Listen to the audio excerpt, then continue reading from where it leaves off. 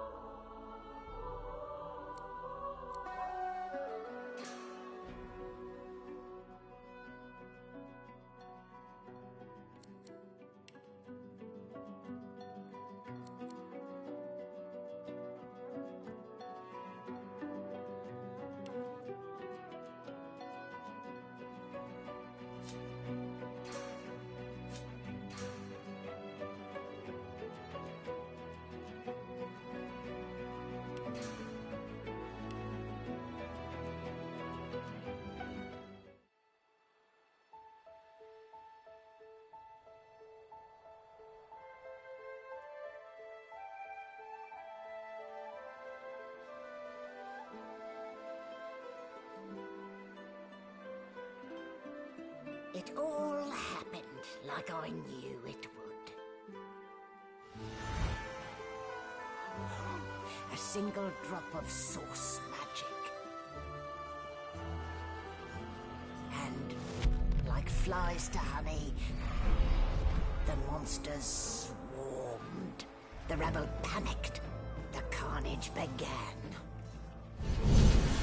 And the Magisters pointed their fingers at me. Just as I'd planned. I was shackled and collared, and sent to Fort Joy.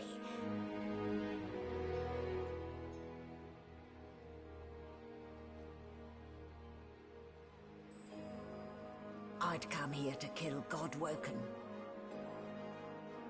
But instead, I became part of their story.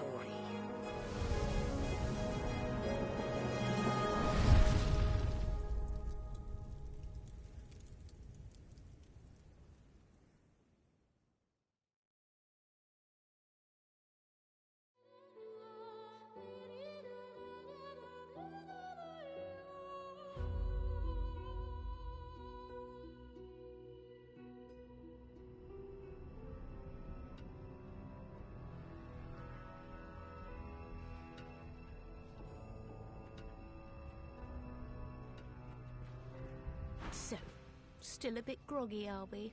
Don't worry, the sedative will wear off soon enough. Easy now, no need to hurry. Get your bearings and report to me upstairs.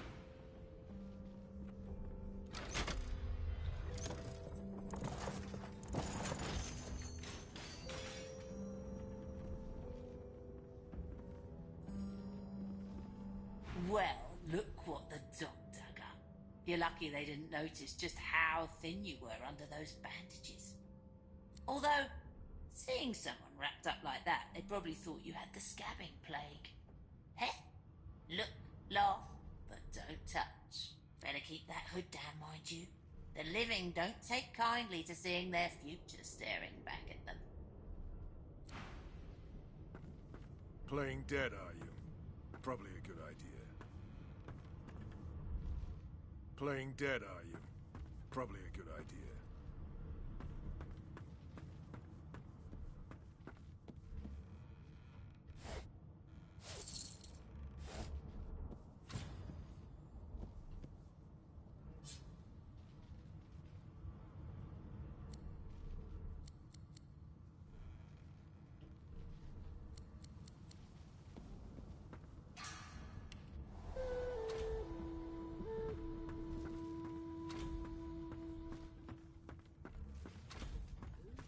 Why, you're looking a bit more chipper.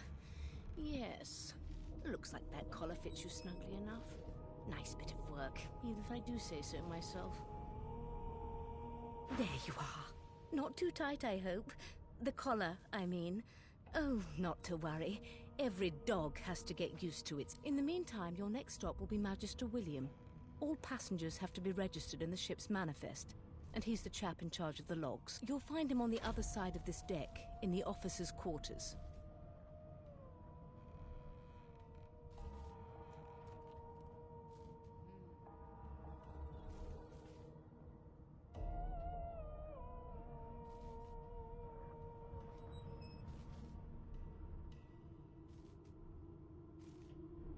Why? Because we're at sea, of course, and have been for... Index fingers pressed to her lips. She pauses a moment to... My word, you do seem a bit befuddled, don't you? Perhaps I was a bit... Oh, well, I'm sure you'll soon gather your wits. Most likely. Eventually. In the meantime, all you need to know is that we're en route to Fort Joy. A new life awaits, and if you're a particularly good boy, perhaps a cure as well. An end to Source. For good. Why, for my peace of mind, of course. Why don't you try casting one of those Source spells of yours? See what happens. Oh, do go on. I won't hold it against you. Promise.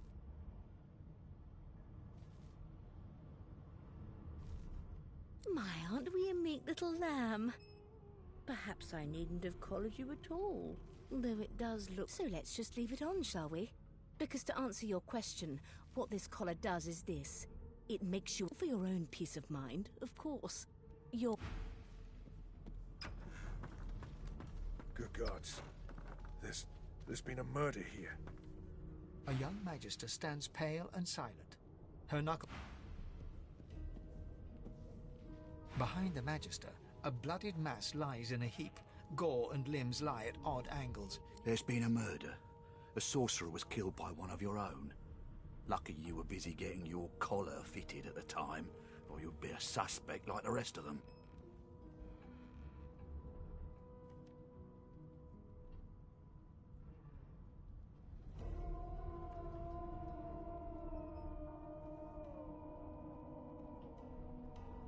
Waters is investigating. She'll figure out who did it. Always does.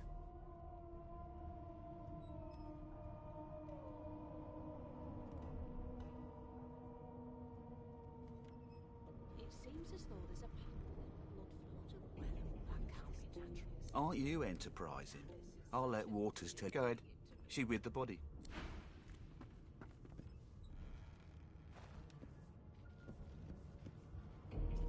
Ugly sight, isn't it?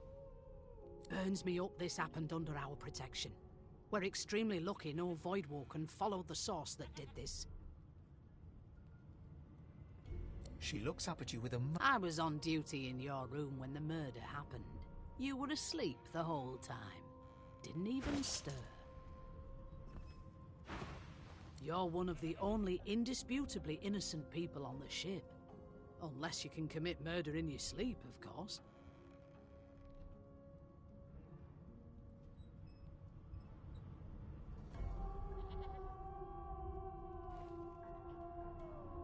Figured as much. Listen, I could use someone to keep their... Bring me a good lead, and I'll throw in a shiny gold coin for you. How about that?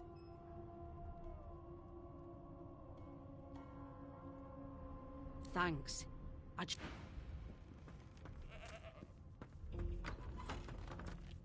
Sing us a song, I know you can. A no doesn't... I'm here because I'm magic. Are you here because you're... Wow. It was one of them. I know it. Do you know Losa? She's a really good singer. Ah, there you are. Would you please tell this very charming gaggle of not at all brat-like babes that I am by no accounts this Losa woman, nor do I sing, in fact. I'm deathly allergical.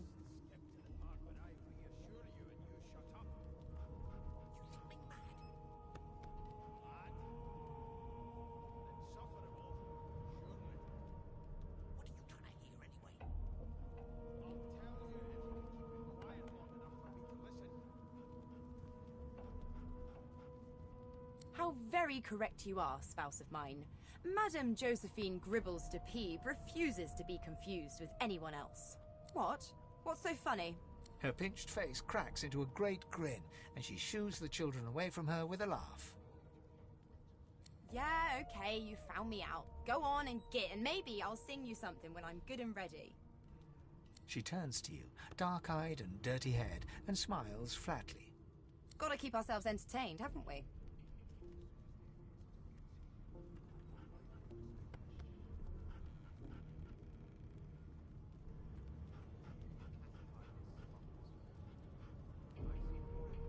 You presume right.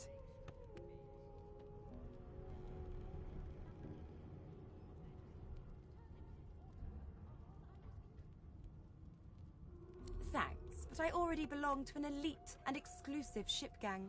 We play ball every day after lunch. You're too soft. You take care, though. Nope, trying not to find anything out either. Ignorance is bliss. The utterer, the better. Suddenly, her eyes cloud to an unnatural black. Greyish veins run down her face, and her mouth tightens into a cruel sneer. As quickly as they came, the clouds clear. She smiles as though no change came over her. Good luck, Chief. Come on, please, Losa. Be good, you scally... Take it easy, Chief.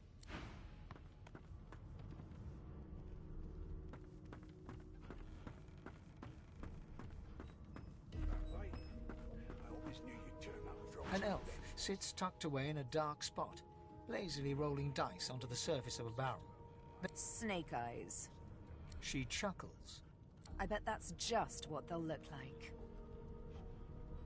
She shakes her head. Game for one. Rolling dice. Deciding fates. Don't worry, honey. She looks you up and down. Never say never, though. She eyes you quite... Not the future, no. But I can read the past in flesh. One of the perks of being an elf, you see. I'm quite good at it, too. I could lick your arm and tell you how you spent the night before last. She looks at you in surprise when you bear an arm of bone. My. Guess I'll have to find out the memory from Marrow, won't I? She gives your arm a vigorous stroke of the tongue, efficient like a cat grooming. You were in a cellar with other sorcerers, watching, staring at them, hoping that none would stare back. You were thinking of flesh. Or, to be rather more precise, the pleasures of the flesh. Those that have eluded you for so long. Of course it is. But don't you worry, darling. I don't let... What are you trying to hear anyway? I'll tell you if you can keep it quiet long enough for me to listen.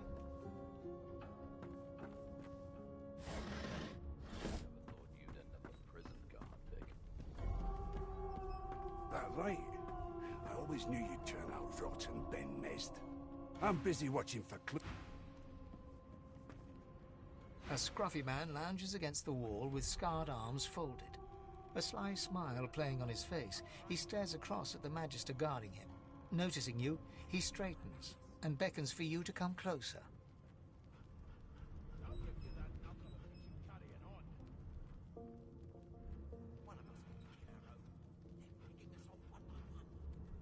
Watch your back, new fish. There's a murderer on board, and I'd bet 3 months' pay it's this tramp you found. Mad? Insufferable, surely. What are you trying to hear anyway? Rolling his eyes at the Magister's warning, the man named Ifan Beck. He leans in and adjusts your collar with a sharp tug, balancing its weight so it no longer presses unpleasantly on your neck. He winks. Pinches less that way, right? Hocking a phlegmy gobbet in your general direction, the sullen Magister settles back to his task of glowering at Ifan. And now, you. Unacceptable. I've never dined on anything less than a dozen-course dinner, and I don't intend to do away with the custom. Well, there has been a murder, Your Majesty. We used to know each other, more's the pity. I was his commander many, many, many moons ago. Isn't that right, Vic? Standing far back from Ifan, the tight-faced Magister draws one finger across his throat in an elaborate fashion, but says nothing. Ifan grins, flashing pointed white teeth. Same as he was at 14 years old. Only difference is somebody gave him a bigger sword, and now he's Johnny Big Pants.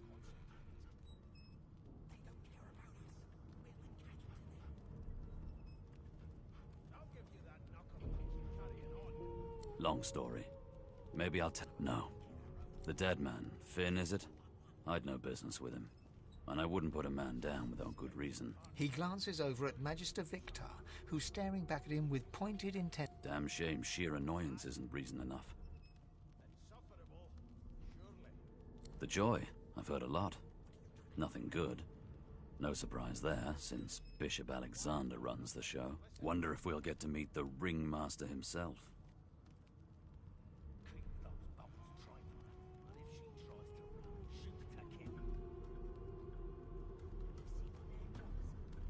Easy now.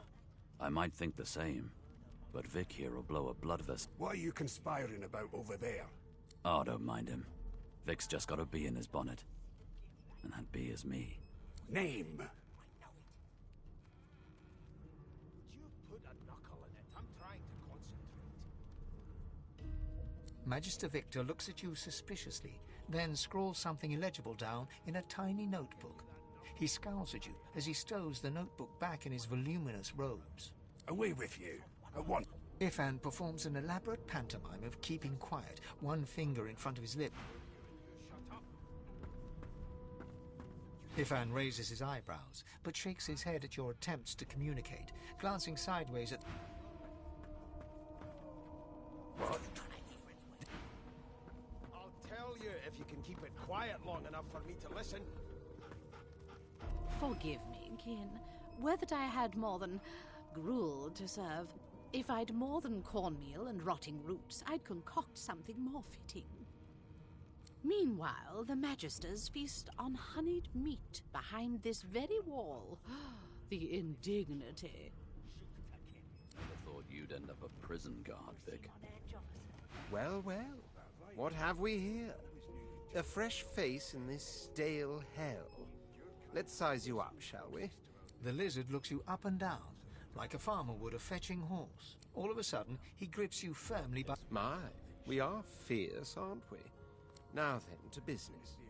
You will answer me, and of course a cook who can't taste is about as useful as a dog. On to the second question. Can you knit? Goodness gracious me, what a bore. Off with you. Quite clearly, you wouldn't have done at all. Shoo.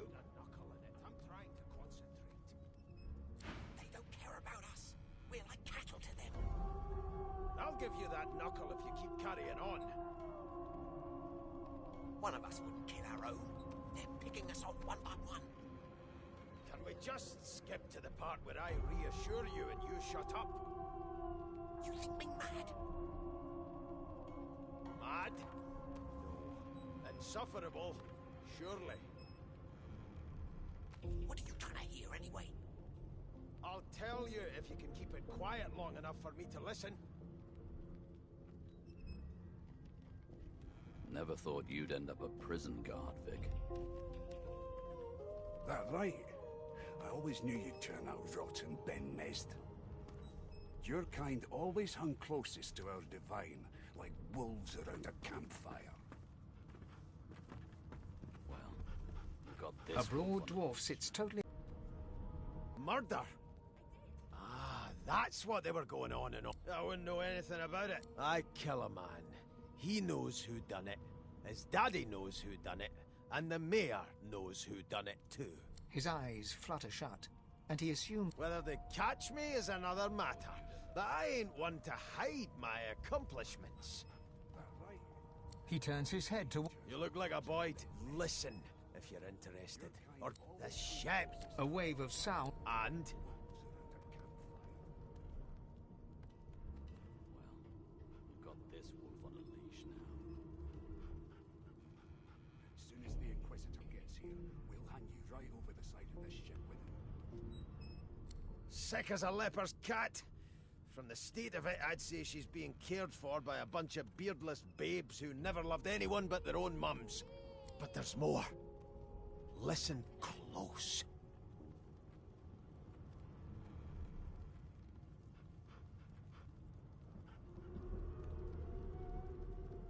Never thought you'd end up a prison guard, Vic. That right? I always knew you'd turn out rotten, Ben Nest. Your kind always hung closest to our divine, like wolves around a campfire. Well, you've got this wolf on a leash now. As soon as the Inquisitor gets here, we'll hang you right over the side of this ship with him.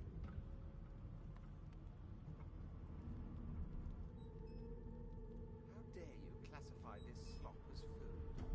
I've seen more appetizing things coming out of plague-stricken pigs. There's nothing else I can make, Your Majesty. Turnips and water are all I was given. There now. Squeak! Aha. His eyes snap... There. Yeah. No, you burn my beard. That means if we've been traveling... The dwarf... That'll be all. He continued... Your Majesty. Maybe that has the Magisters more concerned than your appetite.